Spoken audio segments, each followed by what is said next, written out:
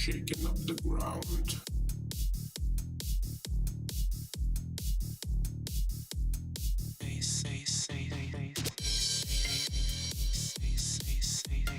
Shaking up the ground.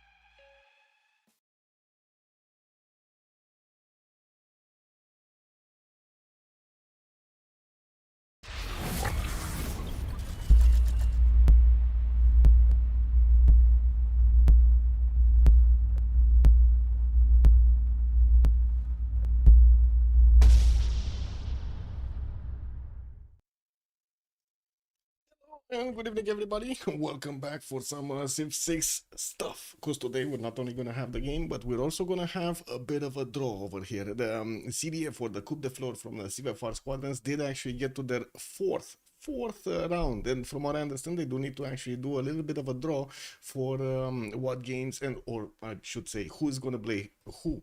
Let me actually take a look over here. I did write them down. We do have the first to draw between the three teams: San Pretensio, Kental, Rien, Le Demon de Linuit, and the Midgard, which I do have to say it's gonna be a bit of a challenge for me to pronounce them. I hope I do not actually, make mistakes. I probably will, no problem. It is what it is. I do also need to pay attention of what's going on over here in the channels for the actual game that we're gonna need to follow today. The second game from the series of yesterday, Change of Circumstance, going against the Big Beast. So what do we have now? Let's actually put up, I did actually get to one of these things over here, the wheel, the magic wheel. So I did actually insert the teams. Let's see, we do need to click on something. Click, what is this?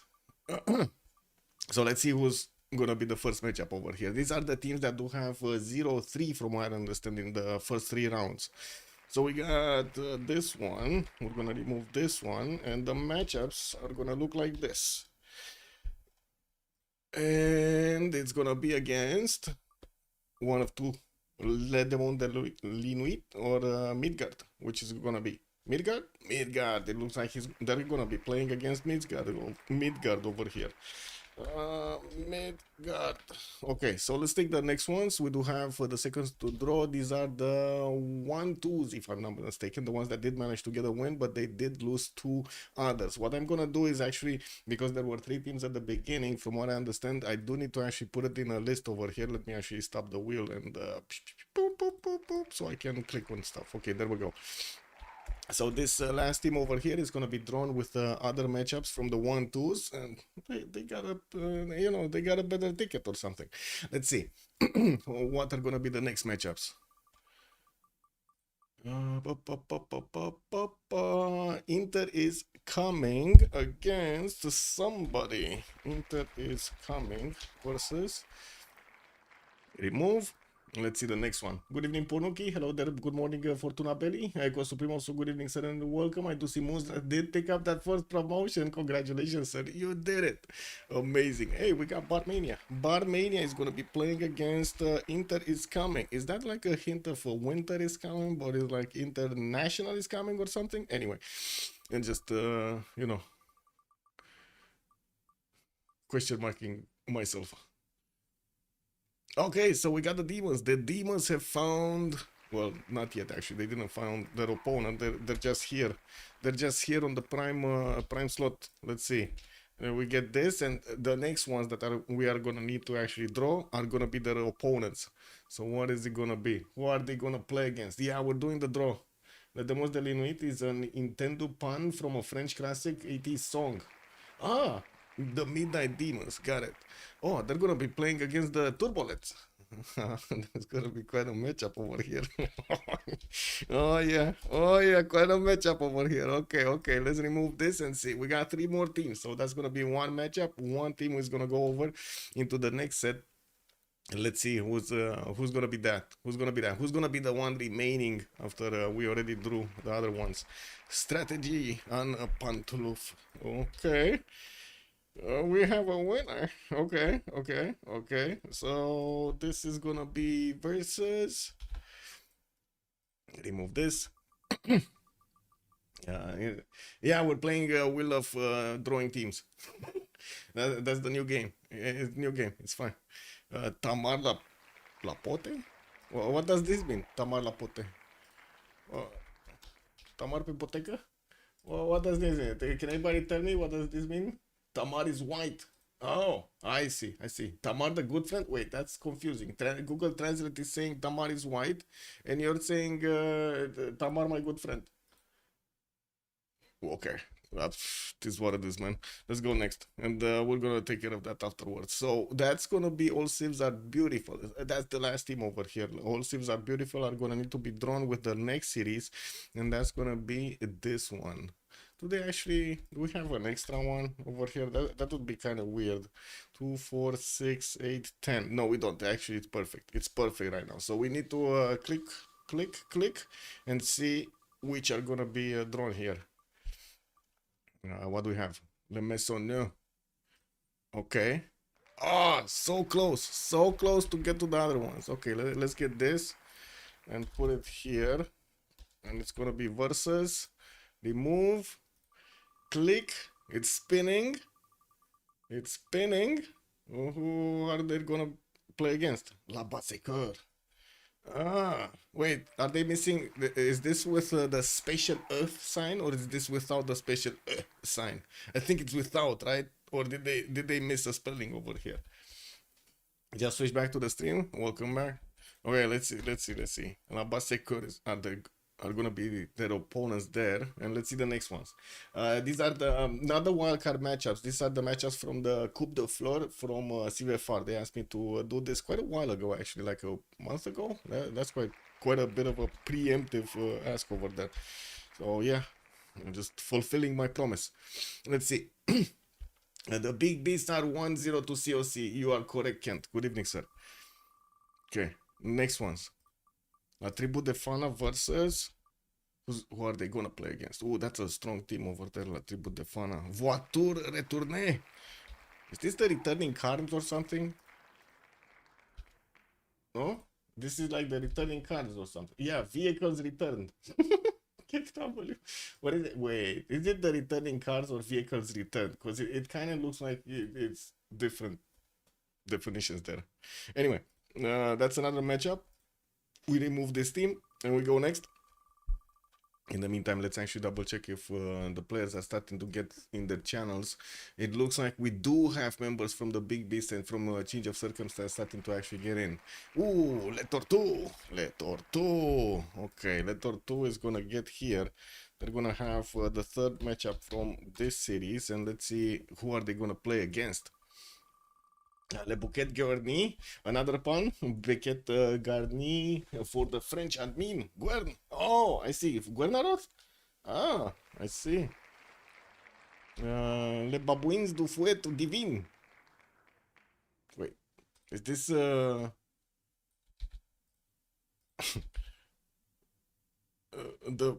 baboons with the power, with the divine power or something? Or baboons, divine power baboons?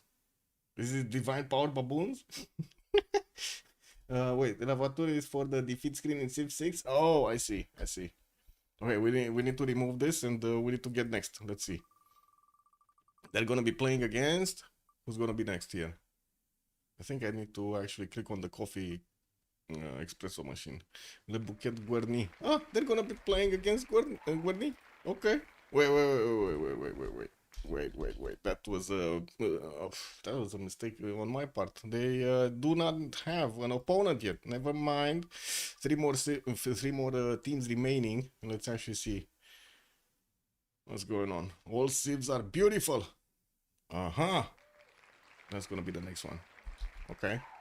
So Le Bouquet Guerny is gonna be playing against All Civs Are Beautiful. That is, I think, a proper matchup, no?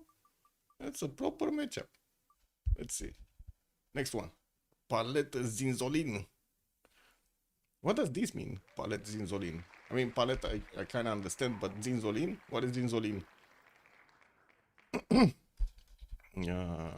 Remove. And we're left with Le Quatre Points de l'Apocalypse, which are going to be their matchup over here.